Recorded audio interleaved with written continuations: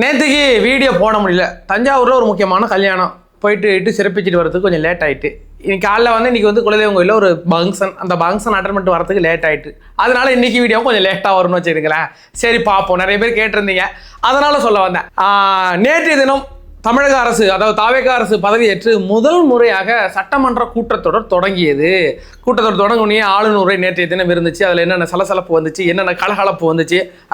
அந்த எதிர்கட்சிகள் அந்த ஸ்கூலில் சோத்துப்பல் அடிப்பாங்க. கரெக்டாக 12:30 மணிக்கு சோத்துப்பல் அடிச்சோன்னா தட்டத்துக்கிட்டு குருன்னு ஓடும் எல்லா பிள்ளைங்களும் ஓன்னு கத்திக்கிட்டு. அதே மாதிரி எதிர்கட்சி உள்ளவங்களாம் உழுந்தடிச்சு ஓடுறாங்கன்னா வெளிநடப்பு பண்ணுற மாதிரின்னு வெளிநடப்பு ஓடி போயிட்டு கையை தூக்கி உட்காந்துக்கிறாங்க. இது சிஎம் வாயத்துறை, சிஎம்ஏ வாயத்துறங்க, இப்போயாவது பேசுங்க சிஎம்ட்டு. நேற்று சிஎம் பேசவே முடியாதா? அது ஆளுநர் இல்லை, ஆளுநர் மட்டும் தான் பேசணும். அது கூட தெரியாமல் நேற்று ஒரு கலகம் நடந்துச்சுங்களா? அப்படி என்னென்ன கலகம் நடந்தது, அது மாதிரி இந்த கூட்டத்தொடரை சிறப்புன்னா ஆளுநர் உரை எப்படி இருந்துச்சு அப்படிங்கிறத விரிவாக பார்க்கலாம். வாங்க வீடியோக்குள்ள போகலாம். நான் உங்கள் ஏன் தாத்தா.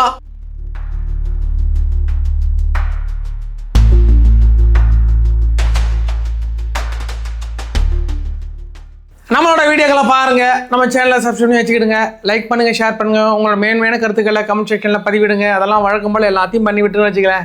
சரி, நேற்றுக்கு முதல் முறையாக சட்டமன்ற கூட்டத்தொடர் நடந்துச்சு. உங்களுக்கு ஒரு கேள்வி வரும், இதுக்கு முன்னாடியே கொஞ்சம் நாளைக்கு முன்னாடி நடந்துச்சு, அங்கே தானே ஓட்டு போட்டு நம்மளாம் தேர்ந்தெடுத்து தலைவர் விஜய் அவர்கள் அங்கே தானே அறிவிச்சாங்க, வாக்கெடுப்புலாம் நடந்துச்சுன்னா அது சட்டமன்ற கூட்டத்தொடர் கிடையாது. சட்டமன்றம் கூடி பெரும்பான்மை நிரூபித்ததுனால அது கணக்கில் வர. இதுதான் முதல் முறையான சட்டமன்ற கூட்டத்தொடர். 17வது தமிழ்நாடு வரலாற்றில் 17வது முறையாக இந்த சட்டமன்றம் கூடுகிறது அப்படிங்கிறத பார்க்கணும்.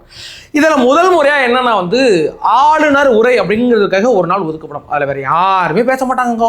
ஆளுநர் வருவாப்போல, அவருக்கு சேப்பு கம்பளம்லாம் விரித்து அதில் நடந்து அவருக்கான மரியாதை கொடுத்து அவர் பேசுவார். அந்த உரை என்பது தமிழக அரசு என்ன எழுதி கொடுக்குதோ அதை ஒரு அச்சு பிசுறாம அப்படியே பேசணும். ஒரு வார்த்தை கூடவும் பேசப்படாது, ஒரு வார்த்தை கம்மியாகவும் பேசப்படாது, அப்படிதான் பேசணும். நேற்று சில பேர் நம்ம ஆட்களை சில பேர் இங்கே பாரு ஆளுநரே எலிவேஷன் கொடுக்குறாரு பாரு, வேற லெவலில் பேசுகிறாரு, ஆளுநருக்கே ஒரு பயம் வந்துட்டாலாம் சொல்லிட்டு இருந்தாங்க. அப்பெல்லாம் கிடையாது. அது கூட என்னன்னா தமிழக அரசு என்ன எழுதி கொடுக்குதோ அதை தான் அவர் பேசிட்டு போனார். அதுலேருந்து எந்த மாற்று கருத்து கிடையாது. இதில் என்ன சிறப்புனா, இதற்கு முன்னாடி கலந்த காலகட்டங்களில் இதே ஆளுநர் பேசினார். இதே திமுக பேரில் ஒரு 4 வாட்டி பேசிக்கிறாங்களா, வந்த உடனே வெளிநடப்பு ஓடிடுவாப்புல. அதில் என்ன பிரச்சனைனா, தமிழ்தாய் வாழ்த்து பாடுறது, அதற்கு பிறகு இந்த தேசிய கீதம் பாடப்படவில்லைன்ற நிறைய பிரச்சனை போயிட்டு இருக்கு. அதில் மிகப்பெரிய ஒன்றுனா இந்த திமுக அரசு எழுதி கொடுக்கும் அப்பொழுது அதில் திராவிடம், அம்பேத்கரியம், இது திராவிட மாடல் அரசு, ஒன்றிய அரசு அப்படிலாம் இருக்கும்ல. அந்த அவர் எழுதி கொடுக்குற உரையில் அப்பொழுது மு.க. ஸ்டாலின் அவர்கள் ஒரு உரையை எழுதி கொடுத்து அது சபாநாயகராக கொடுப்பாரு, அதை அப்படியே வாசிக்கணும். அதில் அந்த ஆளுநர் ரவி இருக்கிறாப்புல, அவர் என்ன சொல்லுவாருன்னா, இதெல்லாம் விட்டுருவாப்புல, திராவிடத்தை விட்டுருவாப்புல, அம்பேத்கர்னு அதை விட்டுருவாப்புல, அதெல்லாம் ஸ்கிப் பண்ணக்கூடாது. அதெல்லாம் என்ன எழுதி கொடுத்தா நீங்கள் படிக்கணுமா இல்லையா, அதை மாதிரி வேலைகளை பார்த்து ஆர்.என். ரவி அவர் வேணும்னு இந்த பிரச்சனைகள் வளர்ப்பாரு. அதுக்கு பிறகு 2 முறை தேசிய கீதம் பாடப்படலை, தேசிய கீதம் நீங்கள் பாடணுங்க, இது மாநில அரசோடைய ஒரு சட்டமன்றம், அதில் தேசிய கீதம் பாடணும் அப்படிங்கிறதெல்லாம் கட்டாயம் கிடையாதுன்னு வைங்களேன். ஆனால் இதில் தேசிய கீதம் பாடலை அப்படிங்கிற பிரச்சனை என்னன்னா அவர் எழுந்து போயிட்டார். ஒரு வாட்டி கூட ஒரு முழுமையாக ஆர்.என். ரவி படிச்சதே கிடையாது. இப்போ உள்ள அந்த அர்லோகர் இருக்கிறார்ல, நேற்று தினம் என்ன நடந்துச்சுன்னா, போனவனே தமிழ்தாய் வாழ்த்து பாடப்பட்டது, சிறப்பு. அதற்கு பிறகு முடிஞ்ச உடனே என்னன்னா அந்த தேசிய கீதம் பாடினாங்க. ஆணுக்கு பிறகு மறுபடியும் ஆளுநர் உரை பேசினார். அதற்கு பிறகு மறுபடியும் ஒரு முறை தேசிய கீதம் பாடப்பட்டு முடிச்சுட்டு அவர் சரியா போயிட்டார். அதில் அவர் வெளில பேட்டி கொடுக்கும்போது சொல்றாரு, நான் இன்னைக்கு முதல் முறை தமிழகத்தில் எந்த ஒரு பிரச்சனையும் இல்லாமல் ரொம்ப காலத்துக்கு பிறகு ஒரு உரை, ஆளுநர் உரை, எந்த பிரச்சனையும் இல்லாமல் யாரும் பிரச்சனை பண்ணாமல் அந்த ஆளுநர் உரை பேசி முடிச்சிட்டாங்க. அவர் நான் ரொம்ப சிறப்பாக இருக்கு, எனக்கு பெருமையாக இருக்குது, நான் இன்னைக்கு பேசி முடிச்சது அப்படின்னு சொல்லிட்டு போறாரு. இது யாருக்கு பிரச்சனைனா, திமுகவுக்கு தான் பிரச்சனை. திமுக என்ன நினைச்சுன்னா, ஆர்.என். ரவி பிரச்சனை பண்ண மாதிரி பிரச்சனை பண்ணுவாரு, நம்ம இதில் இடையில கல்லா கட்டலாம், நம்மளும் குஜிலி மஸ்து பண்ணலாம் நினச்சிட்டு இருந்தாங்க. இன்னைக்கு ஆளுநரும் அதாவது மத்திய அரசும் மாநில அரசும் ஒரு இணக்கமான சூழ்நிலையில் இருக்கு. இப்போ அவர் பிரச்சனை பண்ணலாம், அவர் யார் சொல்லி பண்ணுவார்னா மத்தியில பிரச்சனை பண்ண சொல்லி தான் பண்ணுவாங்க. ஆளுநருக்கு முன்னாடி உள்ள ஆளுநருக்கு அவங்க மத்திய அரசு சொல்லி தான் ஒரு பிரச்சனை பண்ணிட்டு இருந்தார். இப்போ இணக்கமாக செயல்பட வேண்டும் என்று மத்திய அரசு நினைக்கிறது, மாநில அரசு நினைக்கிறது. தலைவர் விஜய் அவர்களும் நம்ம எதுக்கு பிரச்சனை பண்ணிக்கிட்டு நம்ம போயிட்டு நான் கொள்கை ரீதியாக எதுக்குறேன்னு ஒரு டிராமா பண்ணிக்கிட்டு அவங்களுடைய கோபத்தை நம்ம சம்பாதிக்கணும். நமக்கு வர வேண்டிய நிதி வரணும். ஏன்னா தலைவர் விஜய் அவர்கள் முதல் முறையாக இப்போதான் முதலமைச்சராக இருக்கார், நிறைய நிதி தேவைப்படும். இப்போ போயிட்டு மத்திய அரசு குறைஞ்சிக்கிட்டு சுரண்டிக்கிட்டு இருந்தாங்களேன், அவன் கடுப்பாயிட்டு சில நிதிகளை நிப்பாட்டி வச்சு பிரச்சனை பண்ணிட்டு இருப்பாங்க. நமக்கு தங்கு தடை இல்லாம எல்லாரும் வரணும். இதுல என்ன மிக சிறப்பா பார்க்க போறோம்னா, ஆளுநரை வச்சே தலைவர் விஜய் அவர்கள் அங்க சொன்ன விஷயங்கள். ஆளுநர் அப்படிங்கிறது மத்திய அரசோட ஒரு பிரதிநிதியாக தான் இங்க இருக்கிறார். அவர் வச்சு இங்க இருமொழி கொள்கை மட்டும்தான் செயல்பாட்டில் இருக்கும் அப்படின்னு சொன்னதாக இருக்கட்டும். மத்திய அரசு மாநில அரசை வஞ்சிச்சுக்கிட்டு இருக்குங்க, எங்களுக்கு சரியான நிதி வரலங்க, அதை பெற்றுத்தர வேண்டும் அப்படின்னு சொன்னதாக இருக்கட்டும். அதற்கு பிறகு சாதிவாரி கணக்கெடுப்பு நாங்கள் நடத்துவோம் அப்படின்னு சொன்னதாக இருக்கட்டும். இதே மாதிரி மத்திய அரசு எதிர்க்கிற அந்த விஷயங்களை கூட, அதாவது மத்திய அரசு எதிர்க்கிற சில விஷயங்களை கூட ஆளுநரை வச்சே சொல்ல வச்சது அப்படிங்கிறது மிக சிறப்பு. அது ஆளுநருக்கும் தெரியும். ஆனால் அதையும் அவர் படிச்சுட்டு போனாங்க. இது ஒரு இணக்கமான சூழல் நிலவுது அப்படிங்கிறத பார்க்குறோம். அதில் பார்த்தீங்கன்னா நம்மளுடைய மு.க. ஸ்டாலின் அவர்கள் வந்து முதலமைச்சர் வாய் திறப்பாரா, வாய் திறக்குங்கள், அழுகுரல் கேட்கிறதாண்டு இந்த குஜில் மஸ்து வேலை பண்ணிக்கிட்டு தான் எங்களேன். இது ஆளுநர் உரை. ஆளுநர் உரையில் ஆளுநர் மட்டும்தான் பேசுகிறவர், யாருமே பேச மாட்டாங்க. ஆளுநர் பேசுவார், முடிஞ்சு எல்லாரும் கிளம்பி போயிட்டாங்க. இது தெரியாமல் நேற்று உட்காந்துக்கிட்டு சின்ன பிள்ளைத்தனமா இந்த ஒப்பாரி வைக்க போவீங்களே, ஒப்பாரி வைக்க போகல நேற்றுக்கு, இன்னைக்கு ஒப்பாரி வைக்க போகாமல் நேரம் ஷிஃப்ட் நீங்கள் மாற்றிக்கிறாங்க. கல்யாணம் ஒரு 4 தான் வருது. அதனால நேற்று கல்யாண நாளுக்கு நிறைய கல்யாணம் அன்னைக்கும் அங்கேயும் போய் ஒப்பாரி வைக்காம கூட்டத்தொடர் வந்திருக்கிற பெரிய விஷயம். அவங்க வேலையை அவங்க அப்படிதான் பண்ணுவாங்க நினைக்கலாம். இது பெரிய அளவில் அவங்களுக்கே பிரச்சனையாகும். எல்லாரும் கேட்குறாங்க, இவங்க ஏன் எல்லா இடத்துலையும் விஜய்கிட்ட போய் பிரச்சனை பண்ணிட்டு இருக்காங்க? ஒரு 6 மாதம் டைம் தான் கொடுங்கப்பா. ஏப்பா ஆரம்பிச்சுலேருந்து அந்த பிள்ளை போட்டு தொந்தரவு பண்ணிட்டே இருக்கீங்க? அது புதுசாக அந்த பதவி ஏற்றுருக்கு, அதுக்கு என்ன தெரியும்? இப்போ தான் எல்லாத்தையும் கற்றுக்கிடுது, அதுக்குள்ளே போயிட்டு நீங்கள் நோண்டிகிட்டே இருந்தீங்கன்னா அது என்ன பண்ணும் அப்படின்ற அந்த கேள்வி மக்கள் இன்னைக்கு கேட்க ஆரம்பிச்சிருக்காங்க. இது வந்து தேவையில்லாமல் அவங்களே அவங்க ஆப்பை சொருகிறாங்க, திமுக சொருகிறாங்க அப்படிதான் பார்க்குறோம். இந்த ஆளுநர் உரை அப்படிங்கிறது நம்ம எப்படி பார்க்க வரோம்னா, நாங்கள் அடுத்த 5 வருஷம் எப்படி ஆட்சி நடத்த போகிறோம், எந்த கொள்கையில் நாங்கள் ஆட்சி நடத்த போகிறோம் அப்படிங்கிறத அறிவிக்கிற விதமாக தான் இருக்கும் எல்லா ஆட்சியிலுமே சரி.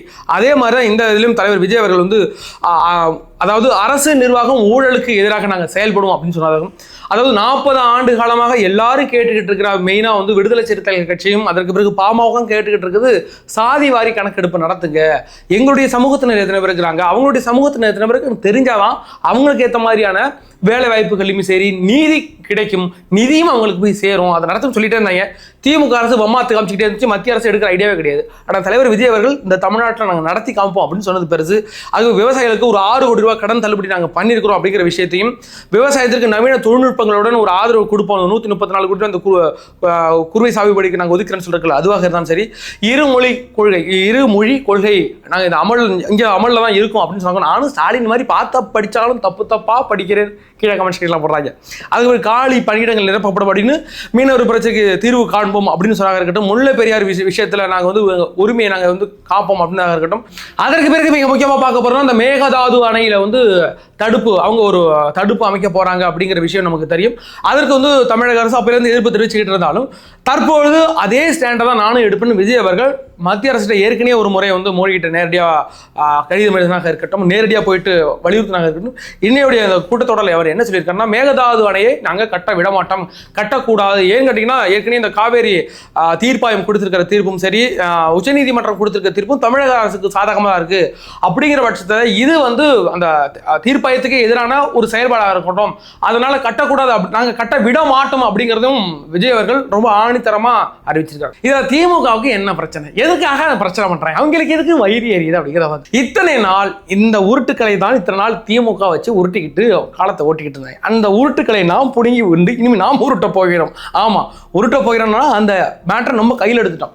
அதாவது இத்தனை நாள் திமுக எதை வச்சு மக்களை ஏமாத்திக்கிட்டு இருந்தாங்களோ, இல்ல பாரு நான் அதை பண்றேன் பாரு, மத்திய அரசுக்கு எதிர்பார்ப்பேன் அப்படின்லாம் சொல்லிட்டு இருந்தாங்கல்ல, இன்னைக்கு அதை அப்படியே கையில புடுங்கிட்டு அந்த திமுகவுடைய அந்த அஜெண்டா ஃபுல்லா ஏங்கிட்டே இருக்குடா, இனிமேல் நான் தாண்டா எங்க அப்படின்ட்டு நம்ம வெற்றி விட்டோம் அப்படிங்கிறதுனால இதை வச்சு மக்கள் மத்திய வந்து இப்போ வந்து பாரு, இப்போ திமுக எடுத்த ஸ்டாண்டு இவங்களை எடுத்து நம்ம மக்களுக்கு சாதகமாக தான் இருக்கிறாங்க, ஒரு மத சார்பின்மையாக தான் இருக்கிறாங்க.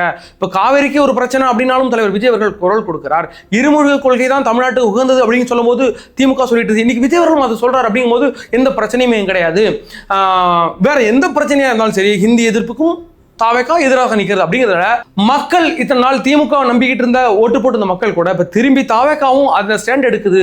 அப்ப மாநிலத்துக்கு எந்த பிரச்சனையும் வராம தலைவர் விஜய் அவர்கள் தடுப்பார்ன்ற நம்பிக்கையை இன்னைக்கு விஜய் அவர்கள் பெற்றுக்கொண்டே போகிறார். அப்படிங்கிறதுனால திமுகவுக்கு ஒரு பயம் வந்துடுச்சு. இத்தனை நாள் எந்த ஆயுதத்தை நாம் வைத்திருந்தோமோ அந்த ஆயுதம் தற்போது தாவேக்காவின் கையில் போயிருக்கிறது என்றால் இனி நம்ம இங்க குப்பை கொட்ட முடியாது போலடா, நம்ம என்னடா பண்ண முடியணும், பாப்பா டயப்பர் பாப்பா பயந்துன்னு இருக்குது. அதனாலதான் நேற்றுக்கு அந்த வெற்று கூச்சல் போட்டுக்கிட்டு இருக்காங்க. இன்னைக்கு சிபிஎம் நம்மளுடைய சண்முகம் ஐயா அவர்கள் ஒரு பெரிய நீண்ட அறிக்கை ஒன்று விட்டுருக்கிறார். அந்த அறிக்கை மிக கடும் தாக்குதலாக இருக்கிறது. யாருக்கு? திமுக போட்டு பொழந்து விட்டா போல.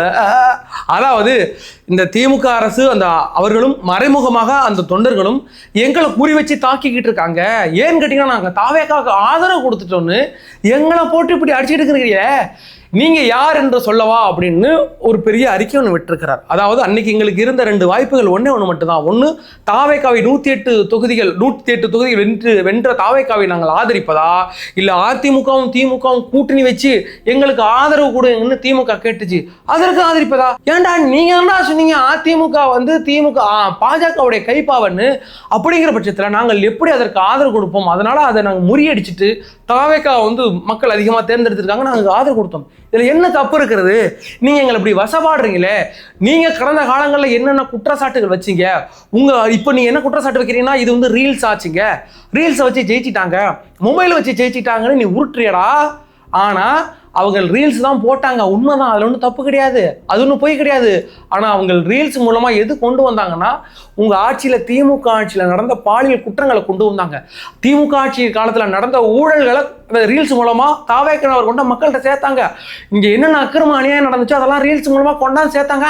அது என்னடா தப்பு இருக்குது முட்டாப்பாளே அப்படின்ட்டு யாரை பார்த்து கேள்வி கேட்டிருக்கிறார் சண்முகம் என்றால் திமுகவை நேரடியாக சாடி இருக்கிறார். அதனால இப்போ அவர் ஓப்பன் என்ன சொல்ல வரனா, நீ என்னை திட்டிகிட்டா இருக்காத, நான் ஒன்றும் உனக்கு அடிமை கிடையாது, உனக்கு ஒரு காலத்தில் உன் கூட்டணியில் இருந்தேன் அப்படிங்கிறதுனால இன்னைக்கு நான் இன்னொரு கட்சிக்கு ஆதரவு கொடுத்துருக்கேன், வெளியிலேருந்து ஆதரவு கொடுக்குறேன்.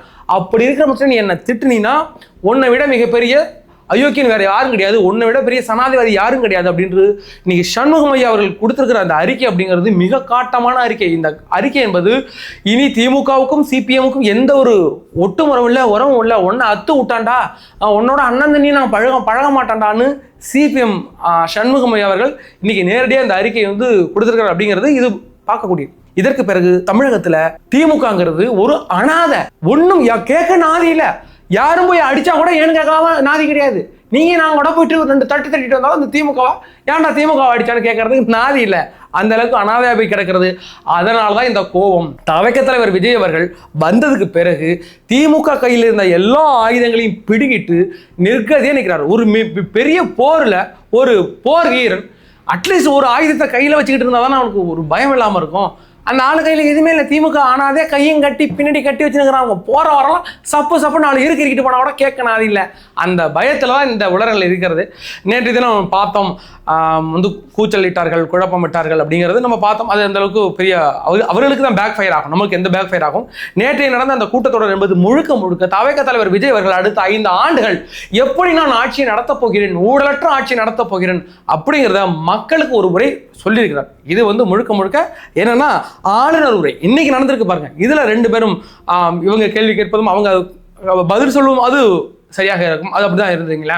நேற்று நடந்த மட்டும் அப்புறம் இன்னைக்கு நடந்த விஷயங்கள் என்பது அப்படிங்கிறது இன்னைக்கு அடுத்த வீடியோவில் இன்னைக்கு 2வது வீடியோவாக வரும், அதில் நம்ம பார்ப்போம்.